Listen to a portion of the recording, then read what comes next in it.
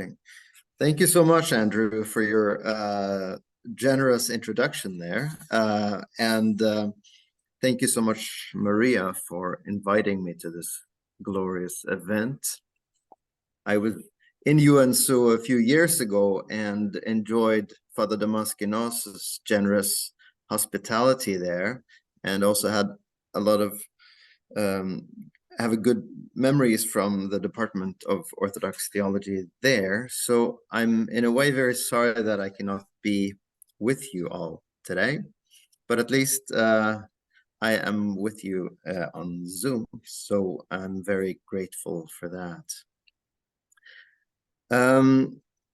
I have structured my talk as a series of 7 interconnected meditations, where I reflect on what eating, drinking, and tasting might mean for Christian theologizing. And I hope I don't repeat what Andrew and the others have just recently said, because I will also be talking about Romanos the Melodist. So, because I do this meditation in company with Romanos and the broader Romanos tradition. I can also say that I'm currently preparing a volume of Romanos translation for the Dumbarton Oaks Medieval Library, which is called Songs on Women, and it's hopefully going to be out this year or the beginning of next year. So almost all the translations that I'm going to be showing you today are from that translation volume. All right, I'll share my screen now if I'm able to.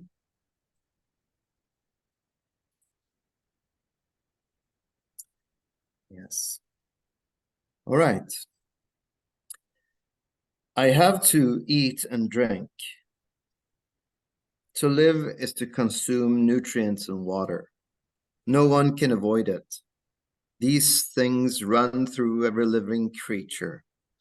The philosopher Aristotle imagined that there are different kinds of souls among beings, plants, animals, and humans. But what they all shared was the basic need of nourishment. They all had to eat and drink. Nourishment, then, is a basic need of the soul. And for Romanos the Melodist, eating is believing.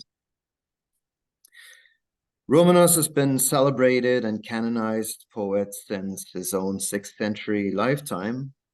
In an anonymous kondakion written for the commemoration of Saint Romanos himself, a later poet wrote, let's see if I can get this thing going. Yes.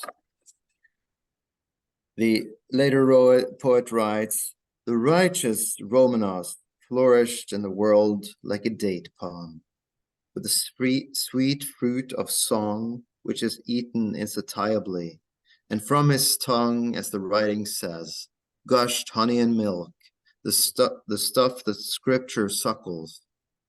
He distributed teaching in abundance to all the hungry, a food of beauty. He offered an inexhaustible table of grace." So Romanos was a palm tree that provided dates for the world. Indeed, he provided milk and honey in cooperation with scripture. His sweetness adds to biblical sweetness. With the ironic twist in this piece, the melodist's own tongue provides sweet taste for other tongues to indulge, food for other mouths to swallow. It's almost as if he were a bird feeding his chicks from his own beak. Romanos' writing assumes sensual desire to be a vital impetus, also in religious contexts. His characters long to see, yearn to touch, or crave a kiss. And not least, they thirst and they hunger for sweetness. The melodist has a developed language of eating and drinking, of anticipated meals and enjoyable feasts. He thinks with the material world and is deeply embedded in central realms. As flavors intersect with rich patterns of gustatory expectations and excitement, the longing of the characters is meant to arouse a similar longing in the listener. In the famous first nativity hymn, the singer exclaims, "There an undug well was discovered, from which David yearned to drink. There a virgin who gave birth to a baby quenched both Adam's and David's thirst." So those who sing with Romanos thirst for the Virgin and her song, a secret well hidden in a cave in the deep flesh of the mother. As we sing or listen, we're surrendered to our senses and our urges and what Patricia Cox Miller calls our corporeal imagination. 2. In Romanos's telling, the harlot who anointed Christ is bursting with erotic love for the man she's about to massage, longing for intimacy with him. But she's also hungry when she meets Christ physically at the table. Imagined as a life-changing event, the encounter responds to all her yearnings. Romanos says, "The scent from the table excited the straying woman,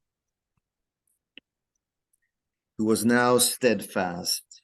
In the beginning a dog, in the end a lamb, a slave and a daughter, both harlot and chaste.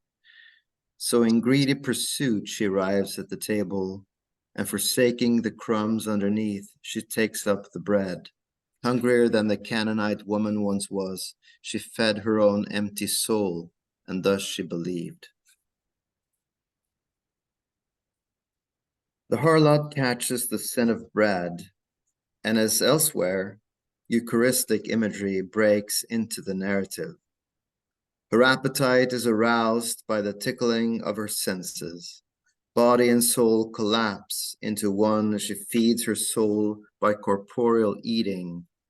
Profane and religious realms cannot be distinguished, as hunger and eating mean believing. For Romanos, faith is no cognitive process. It does not emerge from rational deliberations. Faith is bodily craving and natural hunger.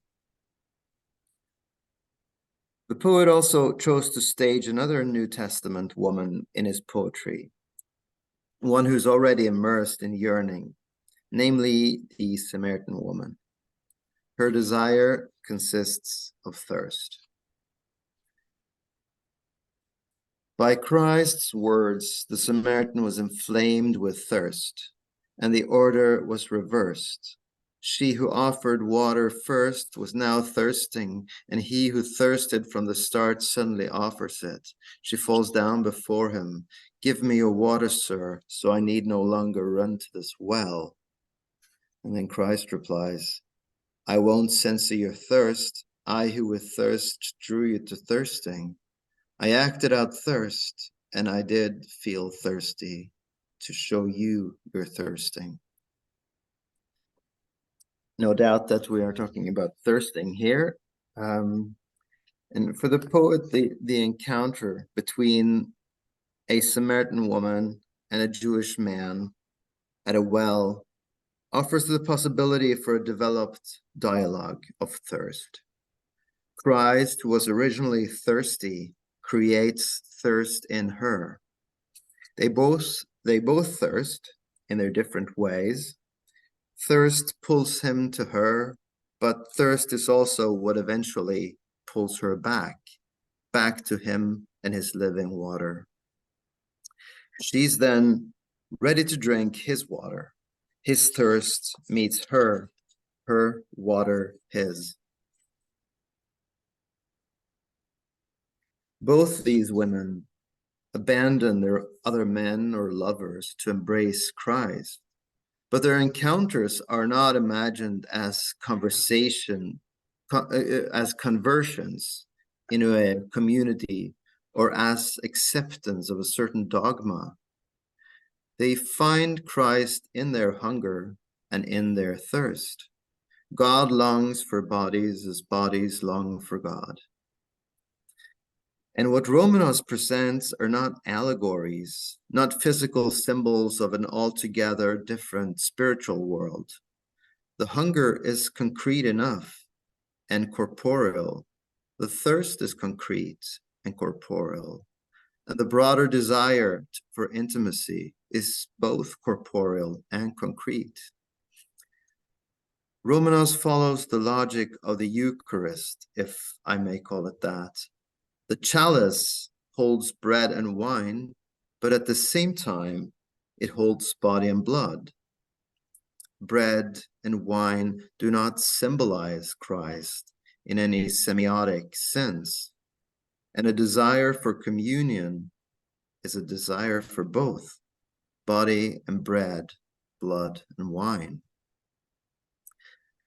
The faithful, with all their desires and needs, may be depicted in true colors, the poet says, by the harlot and the Samaritan woman, their yearning hunger and thirst for water.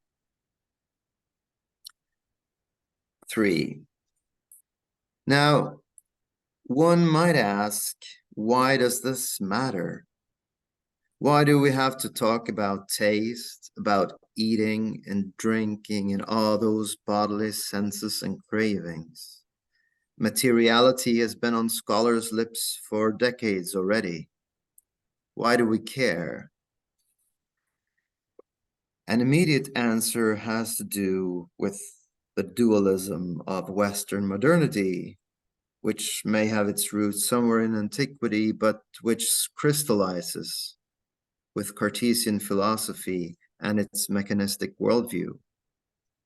This dualism threatens to divorce the rational spiritual realm from the material sensual realm. Everything material is subject to the whims of rational thought. Animals, plants, and babies are irrational, and thus they ultimately lack any real value. After such a divorce, which has arguably, at least to a certain degree, been taking place in modernity, the material world is left dead and void. In the current moment of ecological crisis, a devaluation of everything beyond the human spirit or rationality represents a fatal move, I think.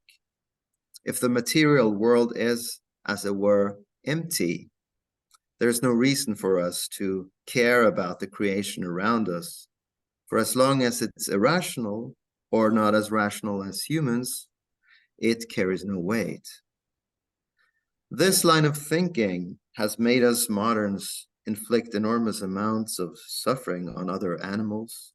This line of thinking ultimately makes the incarnation superfluous. This line of thinking did not make us good readers of Byzantine texts either.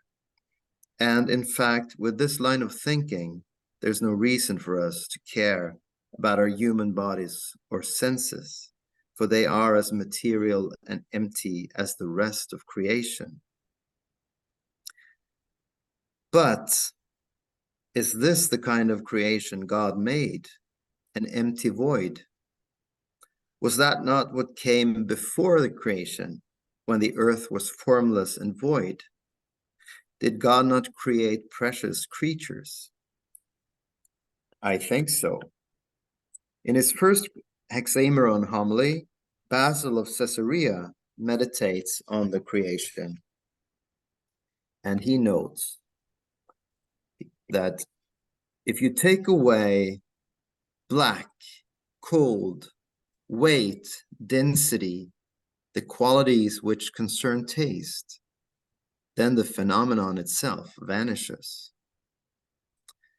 For Basil, then, we are these qualities. We do not hide behind them as spirits that have happened to be draped in matter. Creation is these various forms and qualities. Our material bodies, like the lilies of the field, variously ensouled, lean into God. 4.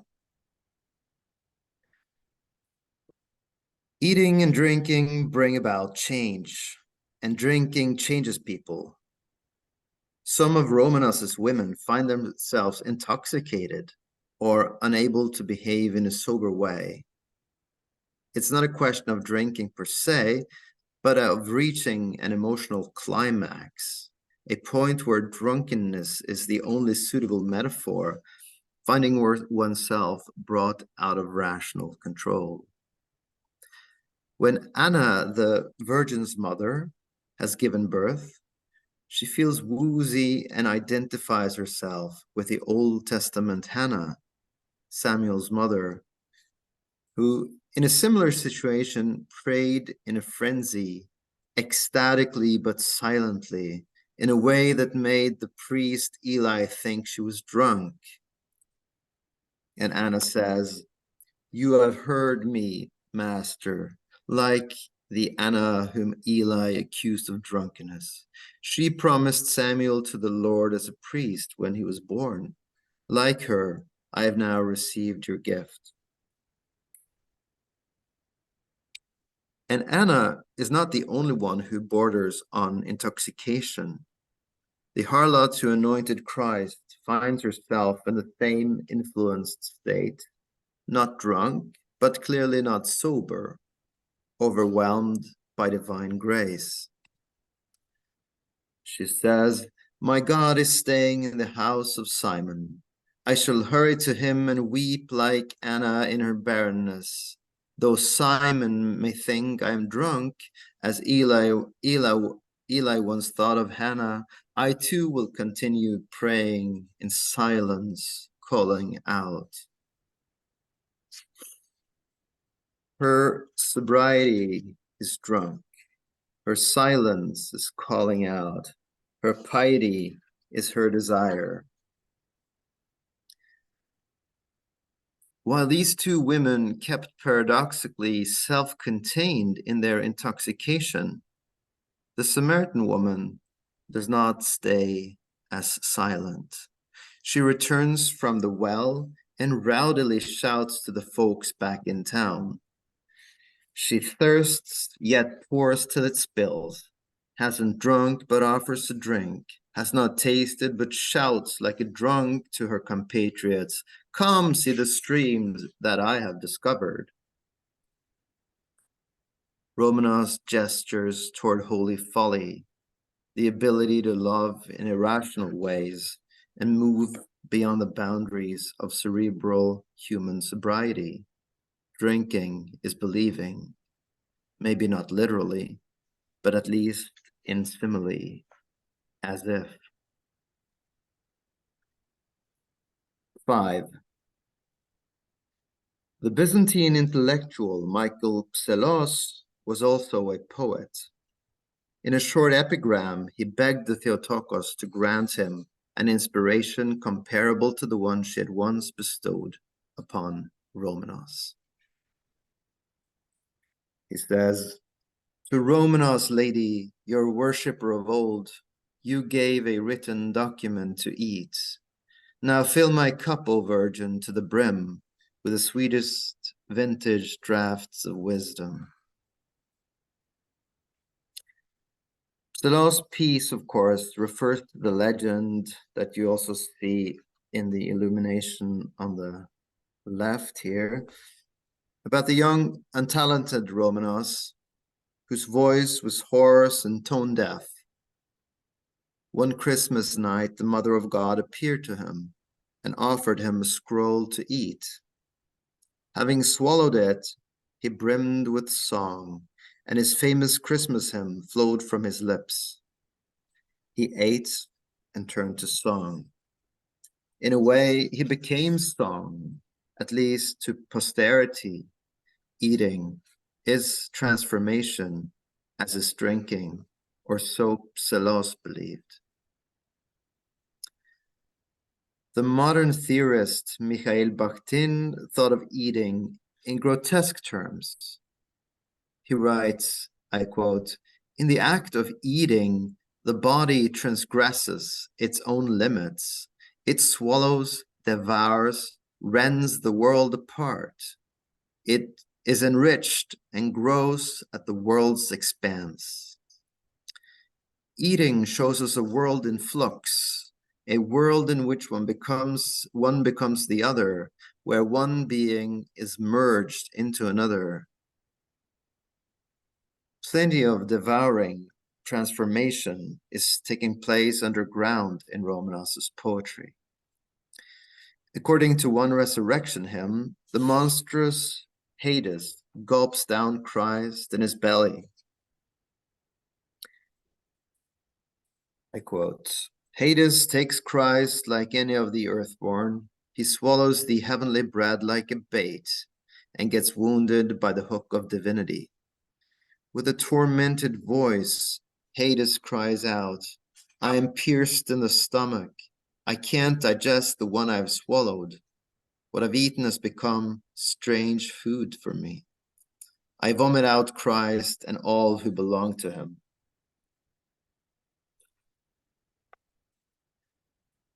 As Andrew and others have also noted before, this is Romanos is very fond of these sort of vomiting stories and images. So the dead are all puked out from Hades' belly, and the untasteful scene transforms the monster figure into an empty shell. In the next stanzas, Hades lies naked on the ground, derided. Eating is no risk-free activity. He's transformed into a victim of his own eating. 6. But we do not have to read eating grotesquely. In her book, Eating in Theory, Anne-Marie Moll writes, I quote, "I eat an apple. Is the agency in the eye or in the apple? I eat for sure, but without apples before long there would be no eye left. And it's even more complicated for how to separate us out to begin with, the apple and me. One moment this may be possible. Here is the apple, there am I. But a little later, bite, chew, swallow, I've become made out of apple. While the apple is a part of me, transubstantiation. What about that for a model to think with? What about that?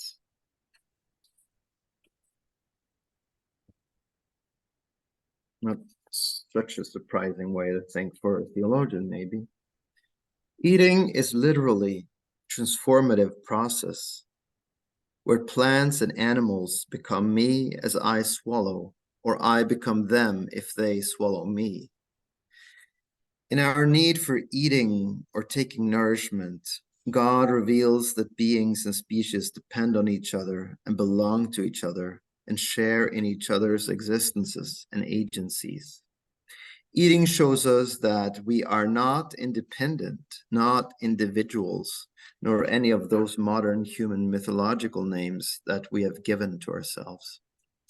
We are deeply interwoven.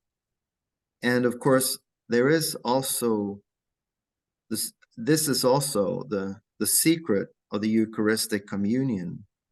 We are given a body, seen and tasted, to be corporally eaten. When Jesus is walking toward the cross, he is facing a human death, a bodily transformation or disintegration, nailed to a tree, pierced. But Romanos lets him speak with his mother as he walks, and he describes his own bodily conception, saying to her, he said, "Don't let the day of my passion seem bitter. For this I came down from heaven, sweet like manna, not on Mount Sinai, but in your belly. Within it I was curdled, as David foretold. Think, noble one, of the curdling mountain. I am here, for as word I became flesh in you. In that I suffer, and in that I save. This stanza is dense. Christ himself is stretched out between sweet and bitter, between Old Testament food and New Testament nourishment. It describes the transformative curdling in the flesh of Mary, just before the transformation in the crucifixion. The curdling refers to an ancient idea of conception, which goes back to Aristotle and possibly further. It imagines the semen to curdle female fluidity into flesh, the way that, for instance, rennet curdles milk into cheese. This is a sort of a gynecological fact for the ancients. Romanos finds this process prophesied in the Septuagint Psalm 67. As Christ is approaching the sacrifice in this kontakion, the poet carefully yet subtly brings the taste of the mystical table to mind. The listener is brought beyond the bitterness of suffering to the sweetness of his cheese via the manna. The song fuses the incarnation and the Eucharistic transformation into a single gustatory movement. There's no tongue in the passage, but there is a language of cheese curdling, which connotes the edible, and there is the sweetness, and there is manna. Another kontakion tells of Christ's birth. The Mother of God proudly holds her son. And it goes like this.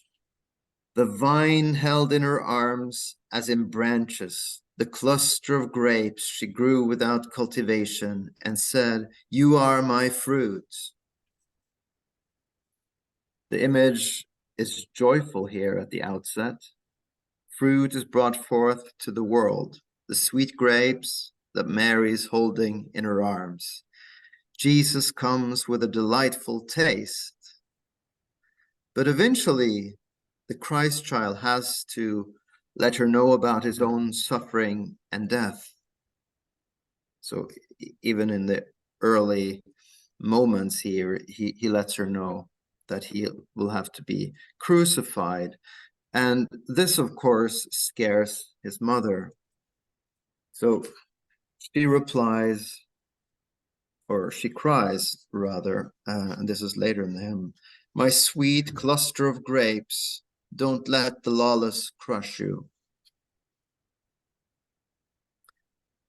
But the listeners know that he must be crushed, as a winemaker would know that the grapes must be in order for wine to be made. Romanos compares Christ's crucifixion to the crushing of grapes. Without him saying so, then, his audience might understand that the violent destruction would eventually transform into wine. Central to the Christian understanding of the Eucharist is the common wisdom that we are what we eat. Without this insight, the chalice would not make the faithful participate in the body and blood of Christ. The Eucharist, like language, is a profound instance of transformation. Yeast and humans transform plants into bread and wine. The Spirit transforms the transformed plants and fungus into body and blood. And by eating, Christian humans are transformed as participants in the transformed transformation. We become what we eat. Romanos became song and dates. 7. To consider the religious significance of taste, food, and nourishment, as this conference does, ultimately means to consider how devotion emerges from the depth of our embodied human state. In a sound Christian anthropology, there is hunger in the soul and faith in the body. Romanos taught this to our ancestors long before Descartes learned to say cogito. It's also to consider how other bodies run through our bodies and vice versa. This is the mystery of the Eucharist, the cheese in the mountain of flesh, the fruit crushed, the fungus of fermentation multiplying when eating the sweetness of the grapes and the grains, the divine and the wine, and the communion of transformation. The Eucharist indicates our fundamental dependence on God, but also our radical dependence on other beings. Eating, we participate in them, remaining in communion with them as we partake of the body and blood. Thank you.